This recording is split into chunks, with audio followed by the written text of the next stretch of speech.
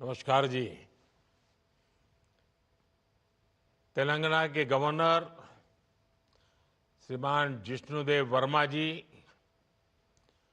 ओडिशा के गवर्नर श्री हरिबाबू जी, जम्मू कश्मीर के lieutenant governor Manoj Sinha ji, Jammu Kashmir के मुख्यमंत्री श्रीमान उमर अब्दुल्ला जी, तेलंगाना के सीएम श्रीमान रेवंत रेड्डी जी, ओडिशा के मुख्यमंत्री श्रीमान मोहन चरण मांझी जी, केंद्रीय मंत्रिमंडल के मेरे सहयोगी अश्विनी वैष्णव जी, जी किशन रेड्डी जी, डॉक्टर जितेंद्र सिंह जी, वी सोमैया जी, रमनीत सिंह बिट्टू जी, बंडी संजय कुमार जी,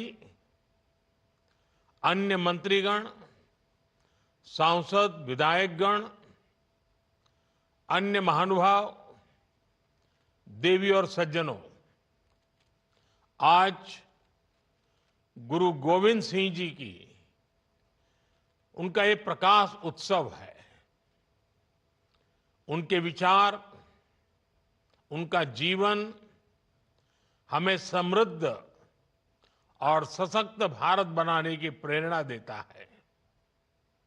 मैं सभी को गुरु गोविंद सिंह जी के प्रकाश उत्सव की शुभकामनाएं देता हूं। साथियों, 2025 की शुरुआत से ही भारत कनेक्टिविटी की तेज रफ्तार बनाए हुए है। कल मैंने दिल्ली एनसीआर में नमो भारत ट्रेन का शानदार अनुभव लिया। दिल्ली मेट्रो की अहम परियोजनाओं की शुरुआत की। कल भारत ने बहुत बड़ी उपलब्धि हासिल की है। हमारे देश में अब मेट्रो नेटवर्क 1000 किलोमीटर से ज्यादा का हो गया है। अभी आज यहां करोड़ों रुपए की परियोजनाओं का लोकार्पण और शिलान्यास हुआ है। उत्तर में जम्मू कश्मीर, पूरब में उड़ीसा और दक्षिण में तेलंगाना आज देश के एक बड़े हिस्से के लिए न्यू एज कनेक्टिविटी के लिहाज से बहुत बड़ा दिन है। इन तीनों राज्यों में आधुनिक विकास की शुरुआत ये बताता है कि पूरा देश अब एक साथ कदम से कदम मिलाकर आगे बढ़ रहा है। और यही सबका साथ, सबका विकास वो मंत्र है जो विकसित भारत के सपने में विश्वास के रंग भर रहा है। मैं आज इस अवसर पर इन तीनों राज्यों के लोगों को और सभी देशवासियों को इन प्रोजेक्ट्स की बधाई देता हूं। और ये भी संयोग है कि आज हमारे उड़ीसा के मुख्यमंत्री श्रीमान मोहन चरण मांझी जी का जन्मदिन भी है। मैं उनको भी आज सबकी तरफ से बहुत बहुत शुभकामनाएं देता हूं। साथियों, आज देश विकसित भारत की संकल्प सिद्धि में जुटा है और इसके लिए भारतीय रेलवे का विकास बहुत महत्वपूर्ण है। हमने देखा है पिछला एक दशक भारतीय रेलवे के ऐतिहासिक ट्रांसफॉर्मेशन का रहा है। रेलवे इंफ्रास्ट्रक्चर में एक विजिबल चेंज आया है। इससे देश की छवि बदली है और देशवासियों का मनोबल भी बढ़ा है। साथियों, भारत में रेलवे के विकास को हम 4 पैरामीटर्स पर आगे बढ़ा रहे हैं। पहले, रेलवे का इंफ्रास्ट्रक्चर का मॉडर्नाइजेशन। दूसरा, रेलवे के यात्रियों को आधुनिक सुविधा। तीसरा, रेलवे की देश के कोने कोने में कनेक्टिविटी। चौथा, रेलवे से रोजगार का निर्माण, उद्योगों को सपोर्ट। आज के इस कार्यक्रम में भी इसी विजन की झलक दिखाई देती है। ये नए डिवीजन, नए रेल टर्मिनल भारतीय रेलवे को 21वीं सदी की आधुनिक रेलवे बनाने में अहम योगदान देंगे। इनसे देश में आर्थिक समृद्धि का इकोसिस्टम डेवलप करने में मदद मिलेगी, रेलवे के संचालन में मदद मिलेगी, निवेश के ज्यादा मौके बनेंगे और नई नौकरियों का सृजन भी होगा। साथियों, 2014 में हमने भारतीय रेलवे को आधुनिक बनाने का सपना लेकर काम शुरू किया था। वंदे भारत ट्रेनों की फैसिलिटी, अमृत भारत और नमो भारत रेल की सुविधा अब भारतीय रेल का नया बेंचमार्क बन रही है। आज का एस्पिरेशनल इंडिया कम समय में बहुत ज्यादा पाने की आकांक्षा रखता है। आज लोग लंबी दूरी की यात्रा को भी कम समय में पूरा करना चाहते हैं। ऐसे में देश के हर हिस्से में हाई स्पीड ट्रेनों की मांग बढ़ रही है। आज 50 से ज्यादा रूट्स पर वंदे भारत ट्रेनें चल रही हैं। 136 वंदे भारत सेवाएं लोगों की यात्रा को सुखद बना रही हैं। अभी मैं 2-3 दिन पहले ही एक वीडियो देख रहा था।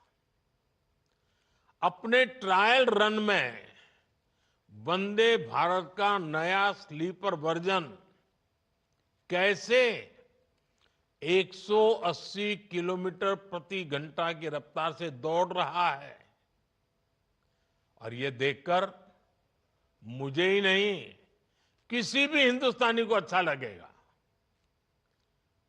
ऐसे अनुभव, ये तो शुरुआत है। वो समय दूर नहीं जब भारत में पहली बुलेट ट्रेन भी दौड़ेगी। साथियों, हमारा लक्ष्य है कि फर्स्ट स्टेशन से लेकर डेस्टिनेशन तक भारतीय रेल से यात्रा एक यादगार अनुभव बने। इसके लिए देश में 1300 से ज्यादा अमृत स्टेशनों का कायाकल्प भी हो रहा है। पिछले 10 वर्षों में रेल कनेक्टिविटी का भी अद्भुत विस्तार हुआ है। 2014 तक देश में सिर्फ 35% रेल लाइनों का इलेक्ट्रिफिकेशन हुआ था। आज भारत रेल लाइनों के 100% इलेक्ट्रिफिकेशन के करीब है। हमने रेलवे की रीच को भी लगातार एक्सपांड किया है। बीते 10 वर्षों में 30,000 किलोमीटर से ज्यादा नए रेलवे ट्रैक बिछाए गए हैं। सैकड़ों रोड ओवर ब्रिज और रोड अंडर ब्रिज का निर्माण किया गया है। अब ब्रॉडगेज लाइनों पर मानव रहित क्रॉसिंग्स खत्म हो चुकी हैं। इससे दुर्घटनाएं भी कम हुई हैं और यात्रियों की सुरक्षा भी बढ़ी है। देश में डेडिकेटेड फ्रेट कॉरिडोर जैसे आधुनिक रेल नेटवर्क का काम भी तेजी से पूरा हो रहा है।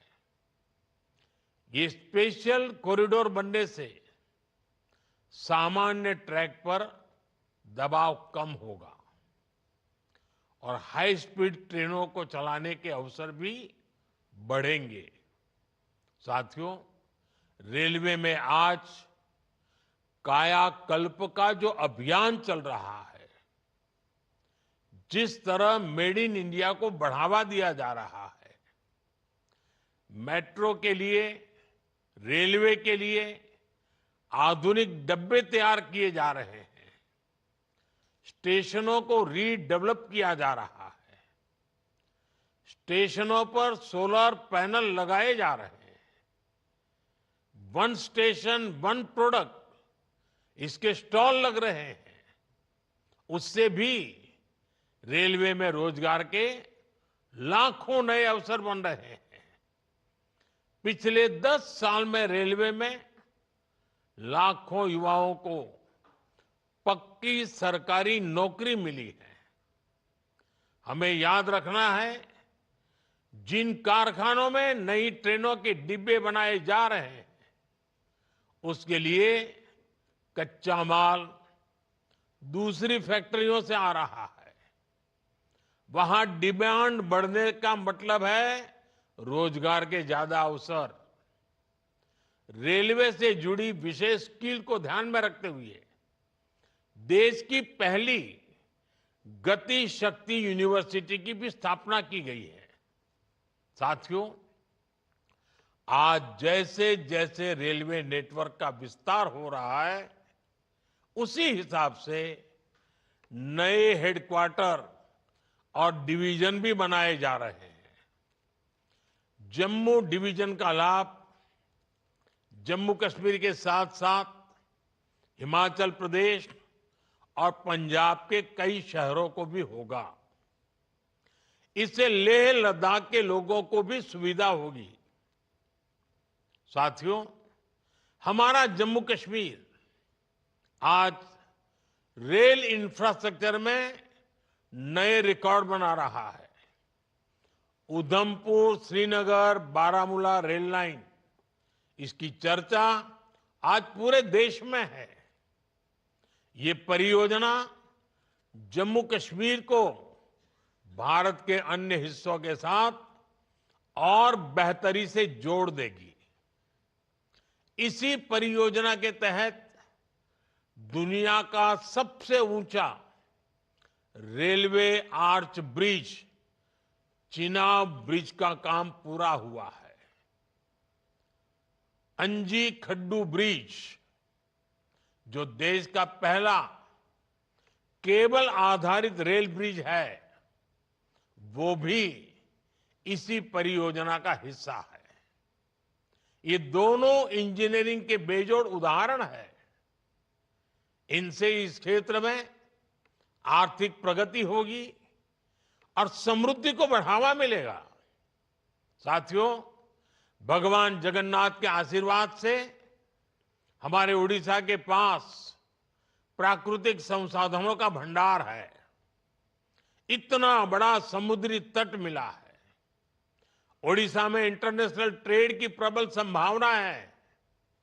आज उड़ीसा में रेलवे के नए ट्रैक से जुड़े लगभग अनेकों प्रोजेक्ट पर काम चल रहा है।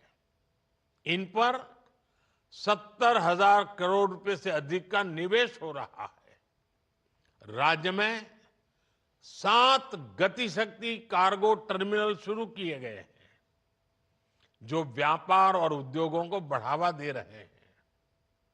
आज भी उड़ीसा में जिस रायगढ़ रेल मंडल का शिलान्यास किया गया है, इससे प्रदेश का रेलवे इंफ्रास्ट्रक्चर और मजबूत होगा।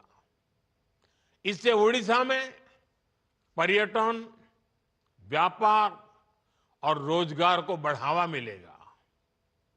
खास तौर पर इसका बहुत लाभ उस दक्षिण ओडिशा को मिलेगा जो जनजातीय परिवारों की संख्या ज्यादा है।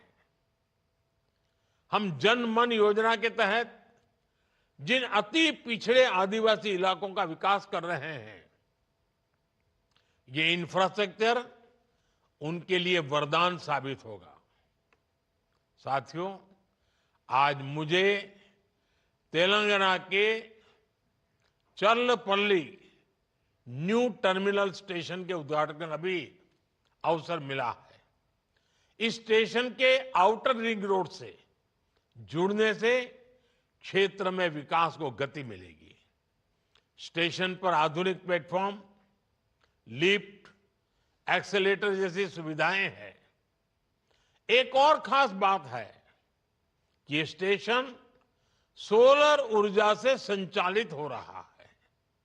ये नया रेलवे टर्मिनल शहर के मौजूदा टर्मिनल जैसे सिकंदराबाद, हैदराबाद और काचीगुड़ा पर प्रेशर को बहुत कम करेगा। इससे लोगों के लिए यात्रा और सुविधाजनक होगी, यानी ईज ऑफ लिविंग के साथ साथ ईज ऑफ डूइंग बिजनेस को भी बढ़ावा मिलेगा। साथियों, आज देश में आधुनिक इंफ्रास्ट्रक्चर निर्माण का महायज्ञ चल रहा है। भारत के एक्सप्रेसवे, वाटरवे, मेट्रो नेटवर्क का तेज गति से विस्तार हो रहा है। आज देश के एयरपोर्ट्स पर सबसे बेहतरीन सुविधाएं मिल रही है। 2014 में देश में एयरपोर्ट की संख्या 74 थी। अब इनकी संख्या बढ़कर 150 के पार हो चुकी है। 2014 तक सिर्फ 5 शहरों में मेट्रो की सुविधा थी। आज 21 शहरों में मेट्रो है।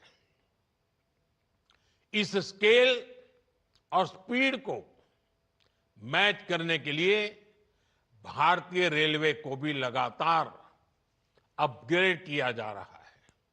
साथियों, ये सभी विकास कार्य विकसित भारत के उस रोडमैप का हिस्सा है जो आज हर देशवासी के लिए एक मिशन बन चुका है। मुझे विश्वास है हम सब साथ मिलकर इस दिशा में और भी तेज गति से आगे बढ़ेंगे। मैं एक बार फिर इन परियोजनाओं के लिए देशवासियों को बहुत बहुत बधाई देता हूं। बहुत बहुत धन्यवाद।